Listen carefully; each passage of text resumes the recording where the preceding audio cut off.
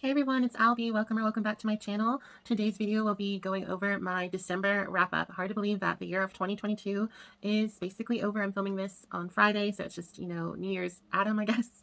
And yeah, hard to believe the year's over. So very excited for 2023. Hopefully it goes a lot better. We can always hope. So I did have a pretty good reading month in December. I was able to read 9 books, which is really awesome for me. I'm very happy with that. I was pretty busy. I did not read every single day, so I think 9 books is pretty good. So the first one that I read was Summer Memories by Laura John. This was an arc that I was sent by Laura John and her team.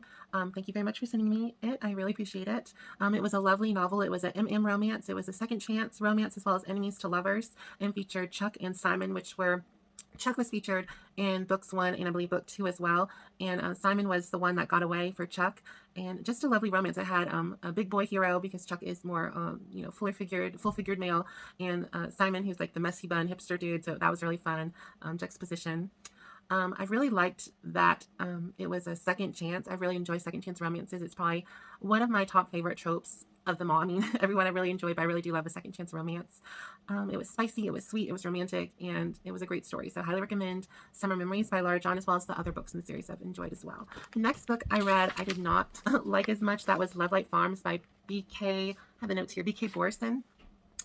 I just didn't vibe with it. It had Stella and Luca. Unfortunately, I was more interested in there was another side character that was mentioned earlier on. He was he was tattooed. It was like a farmer guy. I don't even think I have his name in the notes anymore, but oof, I did not enjoy it, unfortunately. It was a 2 or 3 star read. It wasn't as Christmassy as I really thought it was going to be from what I thought it was hyped. It was more so a Thanksgiving romance, if that.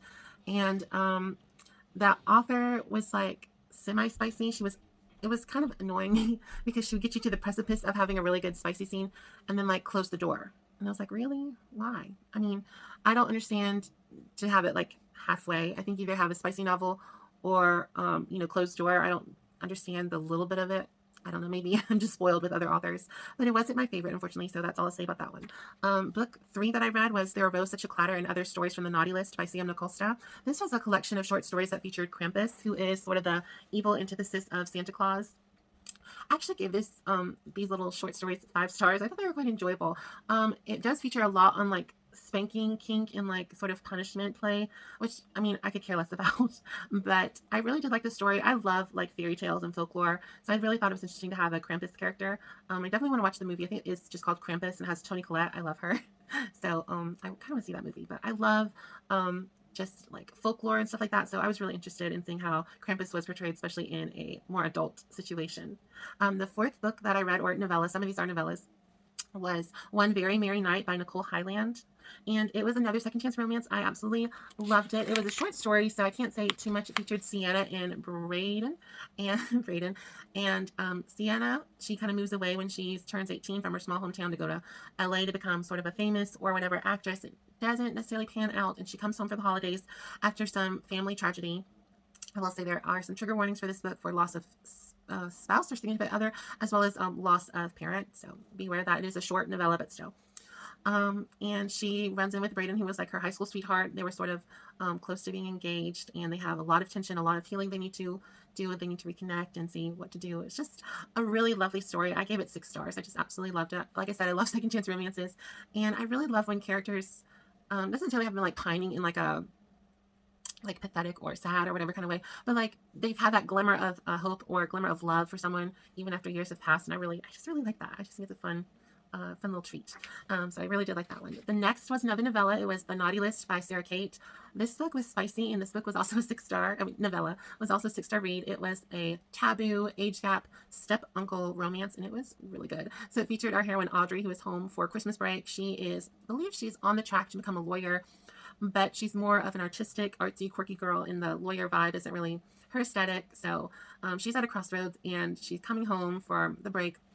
She sees this big RV, like state-of-the-art RV in her front yard, and sees that her mother's new husband's brother, aka her new step-uncle, is there, and he's very, very attractive. So if you love age gap, if you love sort of semi-taboo romance, if you love zaddy or daddy, if you like praise kink, I think you're really going to like this book, this novella, The Naughty List by Sarah Kate. I am definitely going to pick up Praise. That is a book I definitely want to read in 2023 because I loved Sarah Kate's writing, and I really enjoyed the story as well as some of the aspects that she puts in her story. So I think I will enjoy Praise. Another story that I read was Snowbound, novella, excuse me, that I read was Snowbound by Kathleen Cowles. It was like 23 pages. It was 2 stars. I don't think I'm ever going to read another Kathleen Cowles, or at least not for a while. At this point, I've read 2 of her novellas, and they're just very formulaic for me. Maybe I should pick up one of her novels, but I think the stuff that, like the storyline she writes, really aren't the ones that I enjoy, so I don't know if I want to pick up one, unfortunately. Now, I did read one of my favorite books of the year this month, and that was Window Shopping by Tessa Bailey. It was like a 6.5 star read. It was so, so good. It was a holiday romance. It was reverse grumpy sunshine. Our heroine Stella is grumpy, and our hero Aiden is really sunshiny. Aiden his family owns this store called Vivian or Viviant, and to me, I think it has to be like a version of Bergdorf Goodman in New York City. It's this upscale boutique department store, so like Bergdorf's or what's that other one? It went out of business. Barney's. There's Barney's and Bindle's, I think, went out of business. I think Barney's is still there. And I don't know, they have Nordstrom, Neiman Marcus, all that. So it's sort of like that. They have wonderful window displays that are really decorated and lovely out by the street. So people walking by the street can be charmed by the windows and want to go inside the store and shop, of course. I absolutely love window displays. I think they're just so much fun. I think they're really beautiful and really artistic. So I really enjoyed that aspect. If you remember last year when I did Vlogmas, I read The Something of a Lady's Mile. It's a novella by Joanna Shoup, and that was a Gilded Age romance, and that also featured window displays. And I love that one as well. So window shopping. Oh my gosh, the spice in that book, my astigmatism and my contacts about blew out my eyes. It was so good. It was such a good romance. Absolutely loved it. One of my favorite books of the year. After that, I read another little novella. It was my first Hanukkah novella, so I was very excited about that. And that was, I have to look at the name. It's right here. Michelle Mars. Sorry for the name and everything. Michelle Mars, and that was Frisky Connections. It's sort of the prequel to her Frisky, I think it's called the Frisky Bean series. And the first book, I will put a picture up in my video. I cannot remember the name. I have to write it down. But I was so impressed with the story. I loved it. I just thought it was really cute. It was romantic. It was smart. The characters were really well developed and witty and fun and spicy and sexy and all that stuff, and it made me want more. So I'm excited that there is a book. There's a full-length novel that continues the characters. Now, the heroine and hero are not the focal point of the first book, seeing as this is like a prequel to the series, but I believe they will have like at least a mention, I would hope. But there is a character named Summer, and I believe that it is her romance that is featured in book 1, so I'm very excited about that, and I definitely plan to pick that book up for 2023.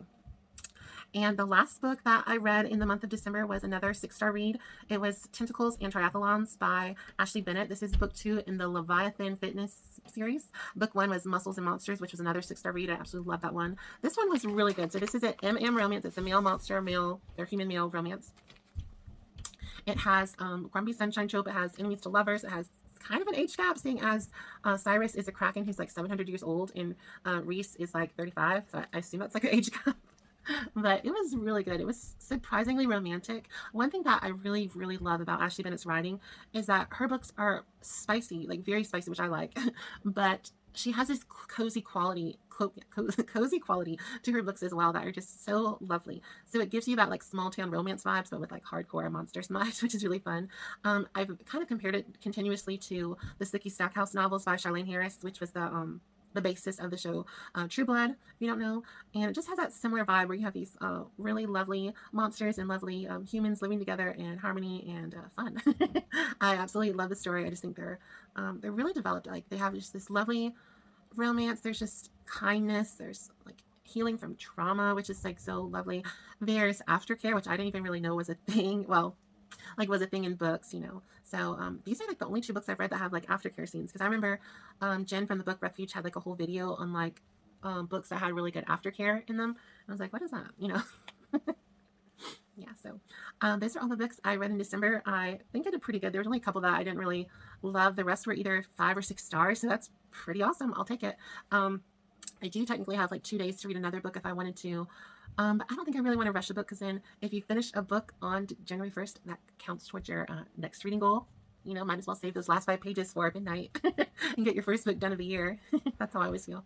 That's what I did last year with The Bastard's Betrayal. That was my first book, technically of 22, but I started it in 21. I'm sneaky that way to get all my books read. Well, everyone, I hope you enjoyed my wrap up. Don't forget to like, subscribe, share, and comment.